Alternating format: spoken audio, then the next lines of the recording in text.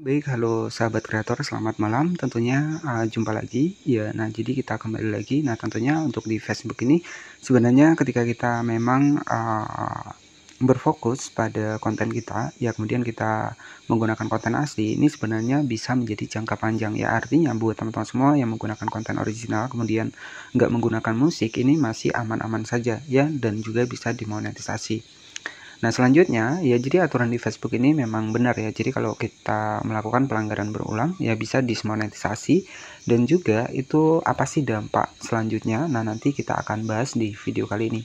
Nah, selain juga biasanya kita terkena monetisasi terbatas, ada juga dampak yang negatif ya ketika kita sering melakukan pelanggaran berulang. Nah, karena ini biasanya kita melakukan sebuah konten yang reupload ya, ataupun ingin mempercepat untuk jangkauan dari Facebook kita. Nah, jadi dampak yang utama teman-teman ya, jadi ketika kita sering terkena pelanggaran berulang ya, jadi selain dari video kita dihapus ya, bahkan untuk standar komunitas ini bisa hilang, itu kurang lebih sekitar 1 tahun untuk pemutihannya. Nah, kalau untuk masalah hak cipta ini masih bisa dihapus ya, selagi videonya masih ada. Tetapi kalau pelanggaran standar komunitas itu biasanya video kita sudah dihapus oleh Facebook duluan, sehingga ya, untuk dibikin dari kotak masuk dukungan ini akan tetap ada untuk video kita. Jadi istilahnya pelanggaran itu akan tetap nempel walaupun teman-teman ganti untuk nama halamannya, walaupun teman-teman nonaktifkan mode profesionalnya, itu pelanggaran akan tetap ada. Ya, jadi di Facebook ini memang kita lihat ini sangat sensitif ya. Nah, jika teman-teman ingin mengetahui bagaimana sistem kerja dari Facebook, jadi jika teman-teman ingin memastikan apakah konten reupload ini aman, ya teman-teman bisa melakukan sebuah riset ya. Jadi saya sendiri sudah melakukan sebuah riset di beberapa akun saya, dan itu pun teman-teman mungkin sudah cek video saya sebelumnya, itu sudah saya bahaskan tentang akun saya, ada sekitar 8 akun Facebook dan juga 8 akun fanspage Facebook ya, dan itu sudah saya lakukan riset semuanya. Nah, jadi buat teman-teman yang mungkin ingin melakukan sebuah reupload ya sebagai salah satu riset saja, itu bisa teman-teman. Yang terpenting adalah teman-teman memiliki 2 akun ya, 2 akun tapi beda HP ya, jadi beda HP, jadi beda akun ya, maksudnya 2 akun tapi beda HP.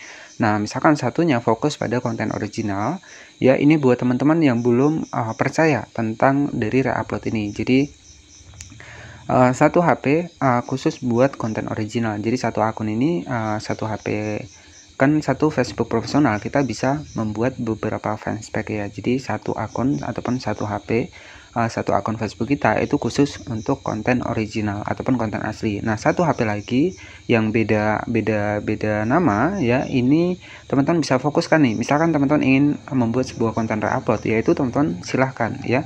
Jadi harus memiliki 2 akun. Yang pertama akun utama yang memang kita harus upload konten original, dan yang kedua misalkan teman-teman ingin melakukan sebuah riset ya, riset tentang reupload untuk di Facebook ini. Jadi yang seperti apa yang lolosnya. Jadi seperti itu. Nah, dari situ nanti teman-teman bisa mengetahui ya, bisa mengetahui apakah konten reupload ini aman atau enggak. Nah, jadi jawabannya seperti itu buat teman-teman yang belum percaya. Yang terpenting akun utama dengan konten asli ini masih ada ya. Jadi istilahnya kita 2 akun berjalan ya, kemudian satu akun tetap fokus pada konten original, satu akun ya teman-teman silahkan mau reupload ya nggak masalah. Yang terpenting ini beda HP ya, beda HP beda akun juga, jadi seperti itu. Nah, nanti teman-teman bisa mengetahui nih, jadi dari riset-riset yang teman-teman lakukan, misalkan reupload yang aman itu seperti apa ya, teman-teman bisa praktekkan di situ. Jadi intinya ketika kita belum melakukan riset kita belum akan percaya, tetapi kalau kita sudah melakukan riset kita akan tahu ya. Jadi adalah seperti itu untuk kuncinya. Nah, selanjutnya ya di sini pastikan ya buat teman-teman juga hindari menggunakan musik, karena ini juga akan masuk dalam kategori pelanggaran. Biasanya video disenyapkan ya. Nah, jadi apa sih dampak dari kita melakukan pelanggaran berulang untuk di Facebook ini? Jadi dampak yang utama adalah kita tidak akan direkomendasikan lagi. Nah, ini ada salah satu komentar dari teman kita, video saya terkena pelanggaran hak cipta 2 kali. Nah, ini sudah jelas ya. Terus ada satu konten yang dilaporkan. Nah, ini teman-teman bisa cek ya, ini memang komentar dari teman kita ya. Jadi di sini masuk, kemudian saya screenshot ya. Setelah itu akun saya sulit sekali naik jangkauan. Nah, ini dampaknya teman-teman, dashboard merah semua dan susah untuk naik kembali jangkauan. Nah, ini sudah terbukti bahwa ketika kita pelanggaran berulang ya, selain dari akun kita ini reputasinya juga akan hancur ya. Di sini juga kenapa sih kita masih rajin upload tapi jangkauannya malah turun? Nah, salah satu penyebabnya adalah dampak dari kita melakukan pelanggaran berulang adalah untuk akun kita ini akan sulit ya untuk jangkauannya, karena memang sudah tidak direkomendasikan. Jadi rekomendasinya ini turun ya. Nah, nanti akan kembali pulih setelah akun kita ini aman ataupun pelanggarannya selesai.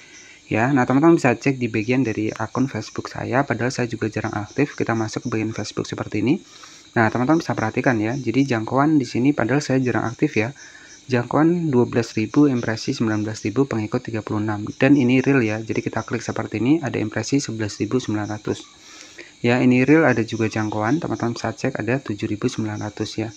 Jadi teman-teman bisa perhatikan, saya jarang upload ya. Di sini 12.000, kemudian ada 19.000 penayangan.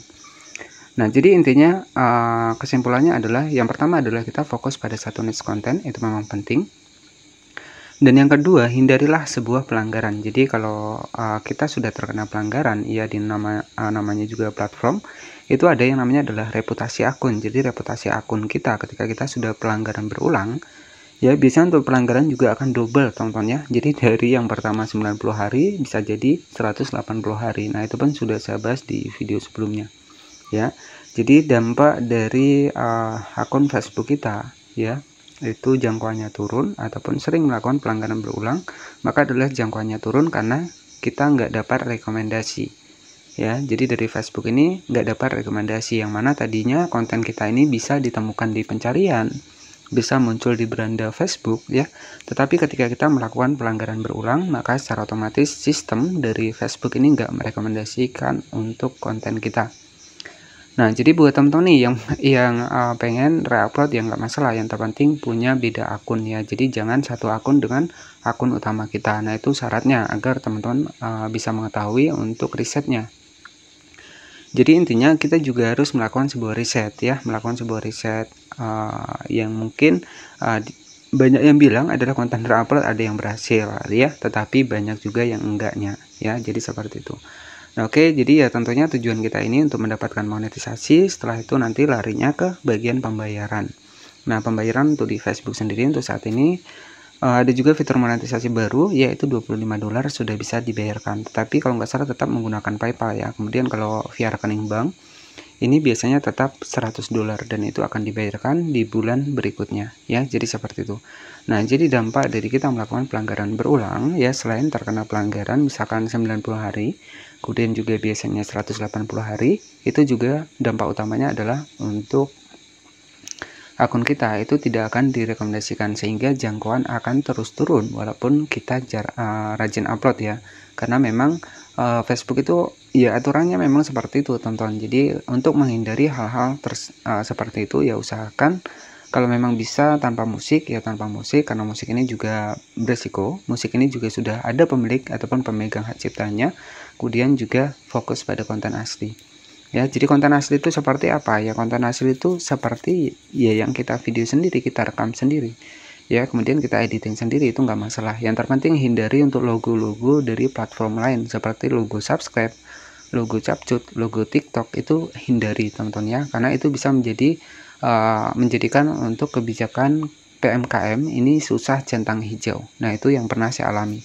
Oke, jadi seperti itu saja yang bisa saya sampaikan. Semoga ini bisa menjadi inspirasi ke depannya.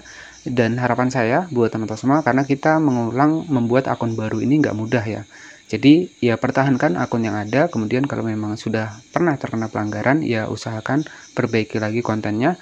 Karena di Facebook ini walaupun kita masih terkena pelanggaran 2 kali, itu masih bisa mendapatkan monetisasi ya. Yang terpenting adalah perbaiki kualitas dari video kita. Yang mana tadi reupload misalkan kena pelanggaran, ya udah kita nggak usah reupload lagi ya. Jadi intinya adalah seperti itu. Karena kita mengulang membuat akun baru itu nggak semudah kita mengembangkan akun yang pertama tadi. Ya, jadi seperti itu saja yang bisa saya sampaikan. Terima kasih sudah menonton. Selamat malam dan wassalamualaikum warahmatullahi wabarakatuh.